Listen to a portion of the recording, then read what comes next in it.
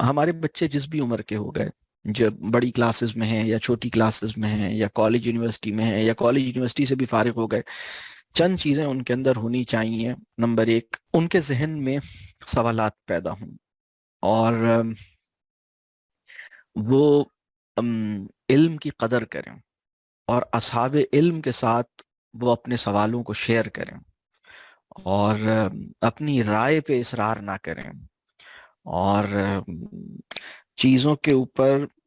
ایک fixed opinion نہ بنائیں، بلکہ وہ یہ گنجائش رکھیں کہ بھائی ہم اس چیز کو مطلب وہ چیزوں کو جب وہ چیزوں کو سمجھنے کی کوشش کریں تو ان کے پاس یعنی وہ ایک ان کے ذہن میں یعنی امکانات کو وہ امیجن کر سکیں کہ بھائی مختلف آ،